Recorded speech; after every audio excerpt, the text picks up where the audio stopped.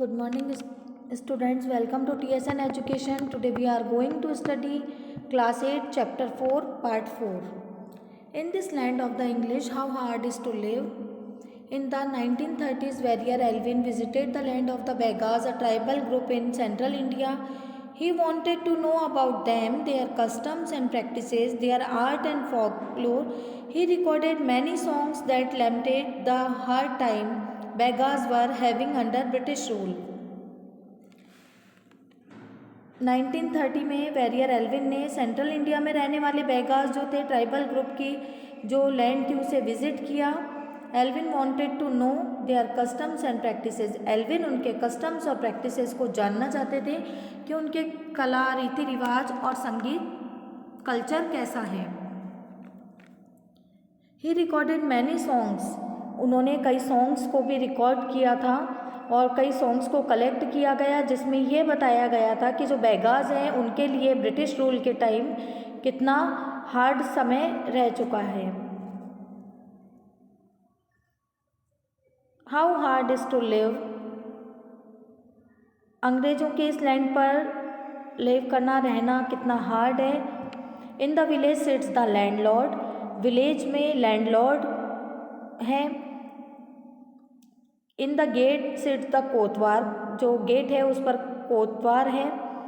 In the garden sits the patwari. Garden या field में पटवारी बैठे हैं. In the field sits the government. और जो गवर्नमेंट है वो खेतों में और फील्ड्स में है. सभी पर किस तरह से अलग अलग जो लोग हैं उनका कंट्रोल है इस एक सॉन्ग के द्वारा बताया गया है कि विलेज में लैंडलॉर्ड का, गेट पर कोतवार का, गार्डन जो उनकी फील्ड होती है खेतों पर पटवारी ने किस तरह से अधिकार कर रखा है और फील्ड्स में भी गवर्नमेंट का अधिकार है. In this land to the English how hard is to live. To pay cattle tax we have to sell cow. हम to pay forest tax we have to sell buffalo. To pay land tax we have to sell bullock.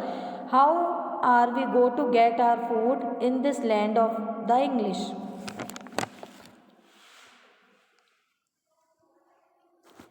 Kettles के tax के लिए काऊ को cell करते हैं वे लोग. Forest के tax के लिए बफेलो सेल करनी होती है.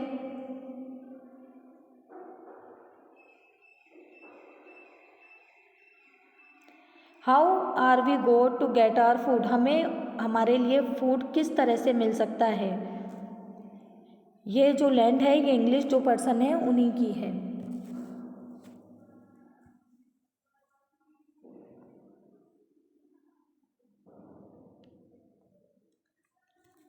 Many tribal groups reacted against the colonial forest laws.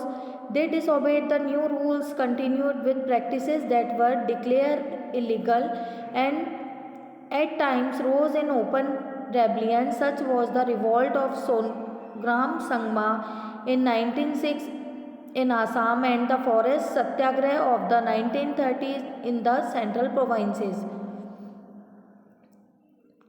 बहुत से जो ट्राइबल ग्रुप्स थे कॉलोनियल फॉरेस्ट लॉ के अगेंस्ट गए थे. दे डिसओबेड द न्यू रूल्स. और वे जो न्यू रूल्स थे उन्हें डिसओबे कर रहे थे, उनको नहीं मान रहे थे और उन्हीं की जो प्रैक्टिसेस थी, तौर तरीक़ों को कंटिन्यू करते रहे जिन्हें कि गवर्नमेंट इलीगल डिक्लेयर कर चुकी थी. कई बार उन्होंने ओपन रेबलियन, खुलेआम विद्रोह भी किया था.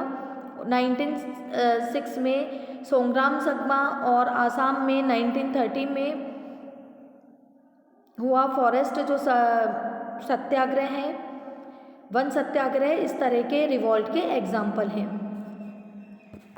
The problem with trade.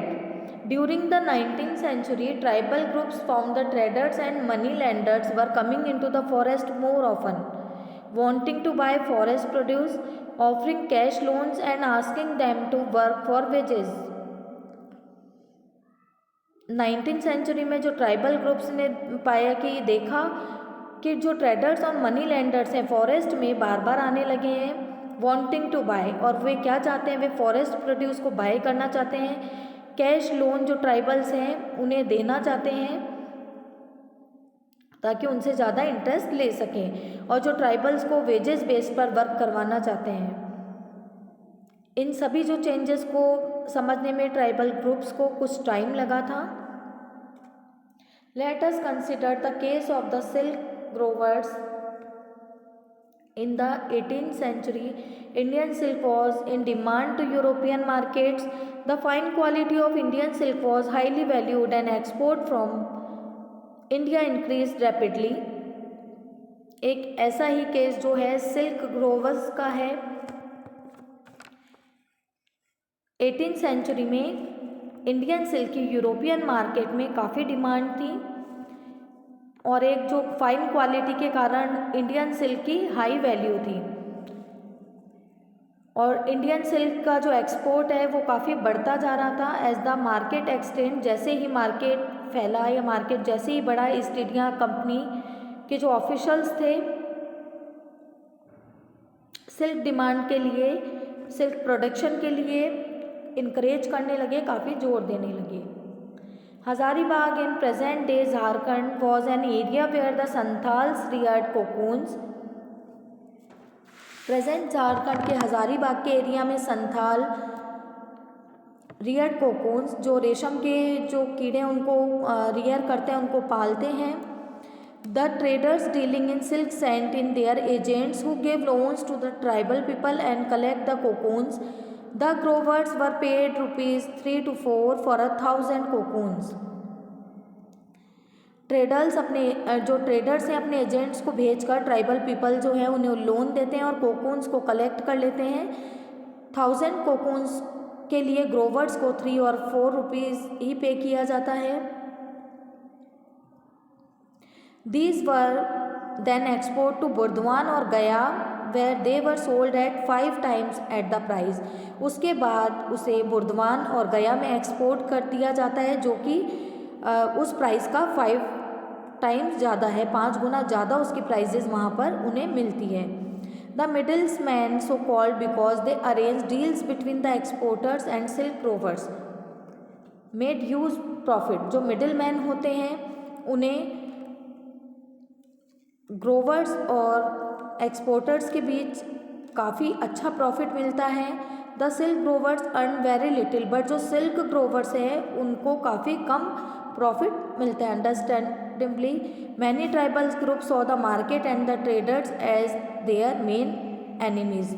इसीलिए जो ट्राइबल ग्रुप्स थे मार्केट्स को और ट्रेडर्स को अपना मेन एनिमी, बहुत बड़ा शत्रु मानते थे। The search of work, the plight of the tribals who had to go far away from their homes in search of work was even worse from the late 19th century. Tea plantation started coming up and mining became an important industry.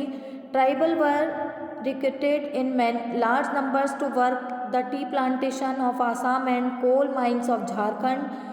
They were recruited through contractors who paid them miserably low wages and prevented them from returning home. The search for work, work को search करने के लिए जो tribals थे, जो आदिवासी थे, Holmes थे, काफ़ी दूर जाते थे। उनकी जो स्थिति थी, जो प्लाइट थी, और भी वर्ड्स बहुत ख़राब होती जा रही थी। लेट 19th सेंचुरी में टी प्लांटेशन, चाय के बागान चारों ओर फैलने लगे थे और माइनिंग जो थी वो भी इम्पोर्टेंट एक इंडस्ट्री बन चुकी थी। असम में टी प्लांटेशन के लिए, झारखंड में कोल माइंस के लिए ट्राइबल्स को लार्ज नंबर पर वर्क के लिए नौकरी पर रखा गया, जहां उन्हें कॉन्ट्रैक्टर के थ्रू रखा जाता था। ये कॉन्ट्रैक्टर उन्हें लो वेजेस देते थे और अपने होम भी नहीं जाने देते थे, उनको अपने घर जाने भी नहीं दिया जाता था और जो अर्निंग्स थी उनकी काफ़ी कम थी। A closer look through the 19th and 20th century, tribal groups in different parts of the country rebelled against the changes in laws, the restrictions of their practices, the new taxes they had to pay, and the exploitation by traders and money lenders. The Kols rebelled in 1831 to 32. Santals rose in revolt in 1855. The Bastar rebellion in Central India broke out in 1910 and the Worli Revolt in Maharashtra in 1940. The movement that Birsa led was one such movement. 19th और 20th century में country में different parts में tribal groups ने जो law change हुए थे उनकी practice पर जो लगी रेस्ट्रिक्शंस थी, पाबंदियां जो लगी थी उनको, और जो न्यू टैक्सेस वे लोग पे कर रहे थे, मनी लेंडर्स और ट्रेडर्स जो थे एक्सप्लॉयटेशन शोषण के अगेंस्ट, उन लोगों ने जो ट्राइबल्स थी उन्होंने रिबेल किया था, एक विरोध किया था। The Kols rebel in 1831 to 32। Kols का जो रिबेल था इसी तरह से 1831 से 32 के बीच में 1855 में संथाल ने रिवॉल्ट, एक बगावत की थी। संथाल जो लोग थे उन्होंने भी एक रिवॉल्ट किया था।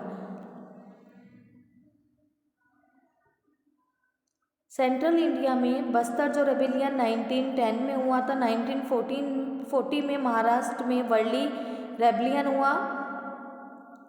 जिस मूवमेंट को लीड कर रहे थे जो Birsa,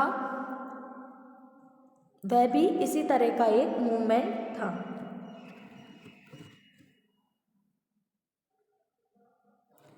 Birsa Munda Birsa was born in the mid 17th century. The